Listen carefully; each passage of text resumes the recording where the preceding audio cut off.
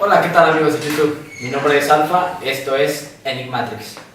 ¿Será posible que el diablo o seres demoníacos puedan venir a la tierra y tener descendencia con alguna mujer?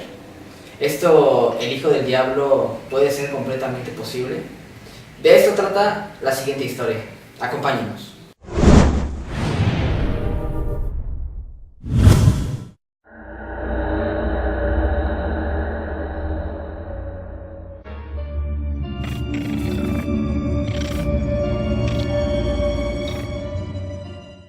La siguiente historia nos la envía nuestro amigo Uriel Morales Mejía.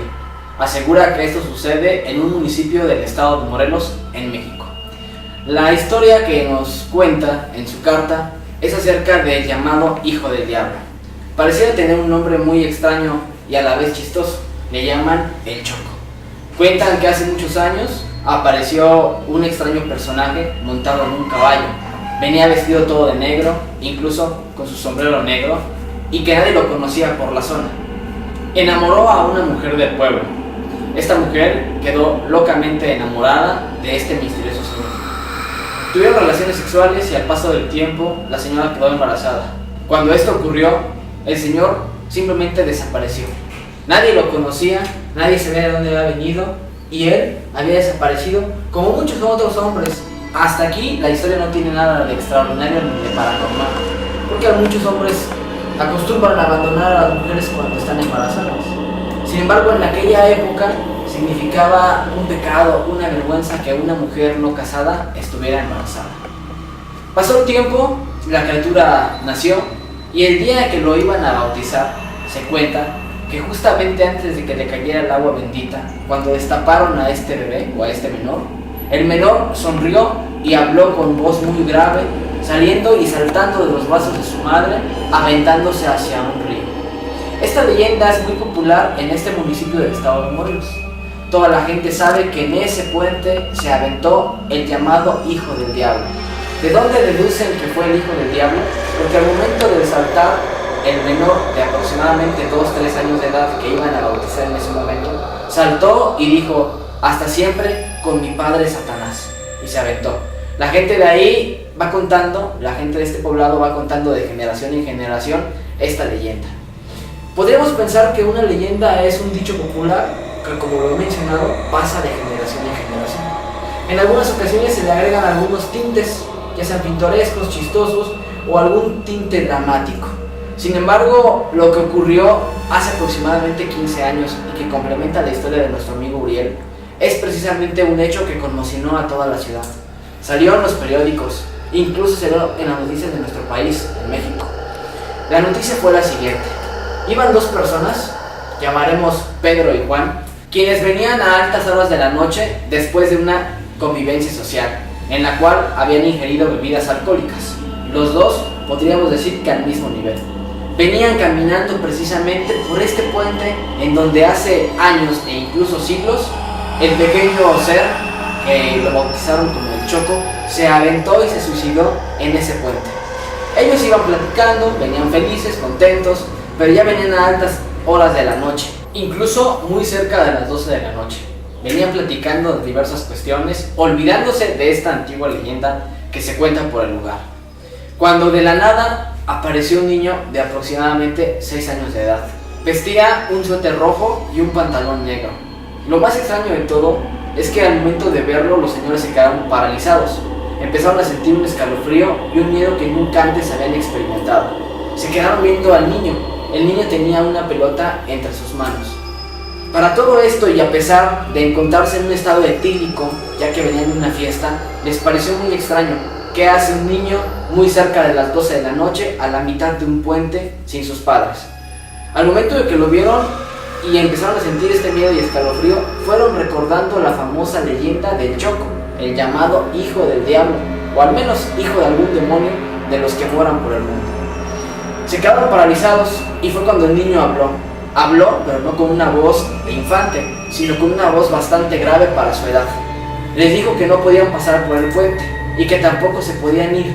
Lo que tenían que hacer era aceptar un reto o un juego, que al que se le cayera la pelota, esa persona tenía que entregar su alma y morir. Si el que se le cae la pelota era a él, al momento de estarla aventando entre ellos, entonces los dejaría pasar sin ningún problema. Pero este niño tuvo una extraña obsesión por Juan. Le dijo: quiero que tú juegues conmigo. Mientras Pedro, el amigo, se quedó viendo anonadado. No podía creer lo que estaba sucediendo. Y más que este niño aceptaba ser el auténtico hijo del diablo. Fue así cuando, en un momento de sorpresa, este niño lanzó la pelota. Juan no la esperaba y por supuesto no llegó a ella y tocó el piso. Al momento de que tocó el piso, dicen que detrás del niño se levantaron dos sombras negras gigantescas y se escuchó una risa maligna por todo el lugar. Al ver esto, Pedro fue retrocediendo con ganas de huir de ahí, pero tampoco podía dejar a su amigo Juan. El niño dijo: lo prometido es deuda, tú perdiste y por lo tanto no podrás pasar. Y me tienes que entregar tu alma porque ese fue el pacto y porque mi padre se alimenta de almas como la tuya. En ese momento el niño hizo su brazo hacia adelante señalando a Juan y Juan inmediatamente se desplomó. Pedro no sabía lo que estaba pasando, no sabía qué le habían hecho a Juan. Pedro salió corriendo de ese lugar dejando a Juan. Juan se encontraba muerto mientras que el niño recogía una especie como de humo y entraba por su mano. Pedro corrió hacia su domicilio, sin embargo no pudo llegar. Sintió que algo lo golpeó en la cabeza y se desmayó. Al día siguiente se encontraba en un hospital. La policía, la prensa y demás medios de comunicación, así como la sociedad, descubrieron el cuerpo sin vida de Juan tirado precisamente a la entrada de este famoso puente. No tenía rastros de que hubiese sido tal vez asaltado, golpeado, ni tampoco que haya muerto por un impacto de bala.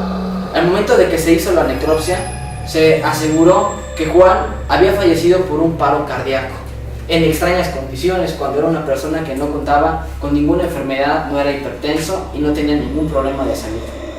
El único que sabía la verdad de lo que había sucedido era Pedro. ¿Pero dónde quedó Pedro? Bien, Pedro se encontraba en un hospital. Cuando él abrió los ojos, se encontraba ahí y no sabía qué había pasado. Lo estaban escuchando los médicos, diagnosticando cuál era su problema. Cuando él quiso levantarse porque se sentía bien de salud e incluso intentó hablar, se dio cuenta que algo se le impedía, que no podía. Pedro no podía hablar con sus semejantes. Cuando llegó su familia, él empezó a llorar y quería hablar, pero misteriosamente había quedado mudo. Se acordó que también otra forma de comunicarse es escribir. Cuando llegó la prensa, porque él comunicó a su familia que mandaran a traer a la prensa, les contó esta historia escribiendo. Esta historia se publicó en los periódicos, todo el mundo la conoció y quedó muy consternado por ella. Algunos dijeron que era una fantasía, que había sido una historia inventada para disimular que tal vez Pedro había asesinado a Juan, pero no había ninguna forma porque no había ni heridas, no había golpes, ni mucho menos impacto de bala. Pedro, podríamos decir que estaba diciendo la verdad. Fue sometido a diversas pruebas, pero nunca recuperó el habla. Al cabo de 3 años, Pedro falleció. La historia se conoció en toda la ciudad y en municipios aledaños. Esto sin duda nos deja una intriga, ya que actualmente en ese municipio se tiene mucho respeto a donde se encuentra este famoso puente. La gente no pasa más allá de las 11 de la noche por él, porque dicen que el niño siempre sale a retarte con un juego en donde por supuesto nunca sería el perdedor. Pero para ustedes, amigos, ¿qué es? ¿Es una fantasía? ¿Tal vez es una historia inventada? ¿Es una realidad? ¿O únicamente una historia más de la Matrix? Gracias.